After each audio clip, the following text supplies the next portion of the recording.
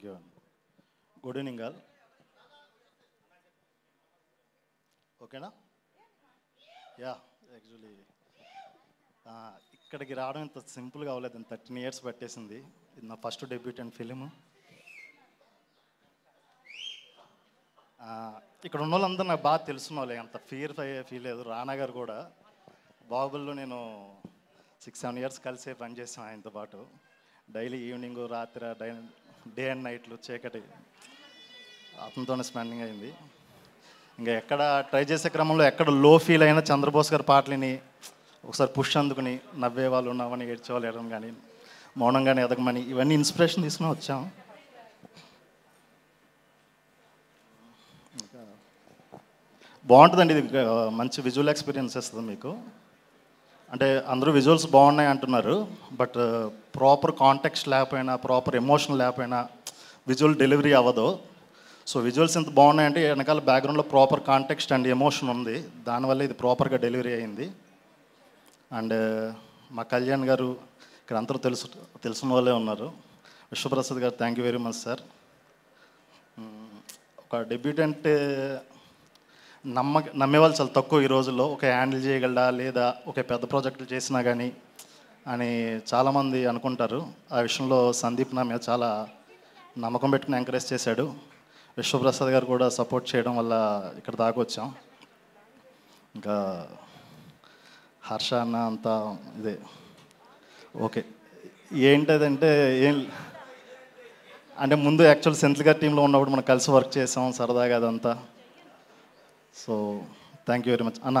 బండి సరోజ్ అన్న, love you అన్న. Thank you very much. ఎవరిదన్నా?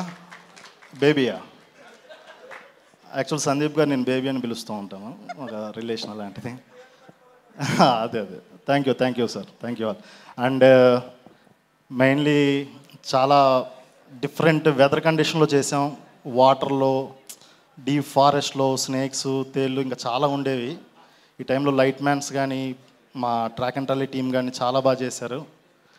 And especially మా టీం ఆనంద్, సాయి, వరుణ్, వినోద్, శ్రీను వీళ్ళంతా హెవీ సపోర్ట్ చేశారు డే అండ్ నైట్స్ పని చేయడం వల్ల.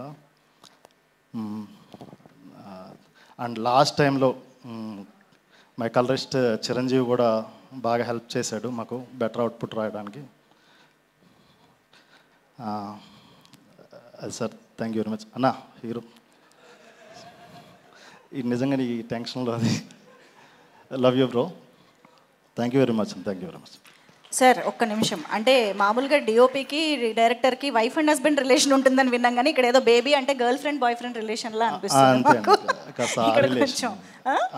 ఆ రిలేషనే అనుకోవచ్చా? ఇప్పుడు మేము ట్రైలర్ చూస్తుంటే అర్థమవుతుంది రోషన్స్ ఎమోషన్స్ ఆన్ స్క్రీన్ సూపర్గా ఉన్నాయి. మీరు ఫస్ట్ చూసేది మీరే కాబట్టి మీ కెమెరా కళ్ళతోటి ఆహా అని మీరు ఎక్స్పెక్ట్ చెయ్యని ఒక రియాక్షన్ ఆర్ ఎక్స్ప్రెషన్ మీకు ఎక్కడ అనిపించింది? యాక్చువల్లీ ఏంటంటే సందీప్తో ఎలా ఉంటుందంటే వర్క్ ముందే కాంటెక్స్ట్ అంతా లాక్ అయిపోద్ది, ఎమోషన్ అంతా ముందే ఒక సీన్ పేపర్ మీద ఒకటి ఉంటుంది. సో మళ్ళీ సీన్ తీసే ముందు ఫ్రెష్గా ఒకసారి కుక్ చేసుకుని వస్తాడు.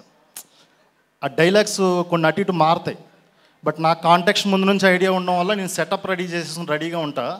సో వాళ్ళు డిస్కస్ చేసుకుని వచ్చేస్తారు. దీనిలో ఒక మంచి ఎమోషన్ సీన్ ఉంటుంది, మగవాళ్ళ గురించి మాట్లాడే సీన్. ఆ సీన్ మాట్లాడినప్పుడు నేను వ్యూ పాయింట్లో చూస్తున్నాను, ప్రాపర్గా డైలాగ్ డెలివరీ అయ్యేసరికి నాకు ఆటోమేటిక్ కళ్ళం నీళ్ళు రావడం స్టార్ట్ అయ్యాయి. సో ఆ విషయంలో నేను చాలా వెంటనే లేచి ఫస్ట్ కెమెరా నుంచి దిగి, అప్పుడు 7 feet ఆమ్ మీద ఉన్నాం, టక్కని దిక్కకూడదు, వెయిట్లు వెనకాల ఉంటాయి కాబట్టి నేను ఎమోషన్ ఫీల్ అయిపోయి టక్కని దిగి మనోని హక్ చేసిన, ఏం బాబాయ్ ఏం రాసావు డైలాగ్ అని చెప్పి చాలా పర్సనల్గా ఫీల్ అయ్యాను. దాన్ని ఆయన కూడా అంతే బాగా డెలివరీ చేశాడు. రోషన్, సూపర్ రోషన్.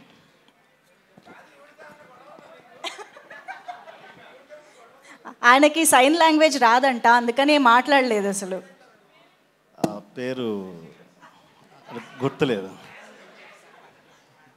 అంటే క్రోకోడైల్స్ లవ్ బొంబాయి మోడల్స్ అంటే అక్కడ వాటర్ ఉండేదన్న, కాస్త దిగడానికి ఇబ్బంది పడేవాళ్ళు. జాగ్రత్త అండి, క్రోకోడైల్స్ ఉంటాయి, దే లవ్ బొంబాయి మోడల్స్ అని చెప్పి. థ్యాంక్ యూ అండి, thank you so much. I'm sure ఇంకా చాలా ఉన్నాయి, డిఓపి గారితో మాట్లాడాలే కానీ బోల్డ్ అని బయటకు వచ్చేలా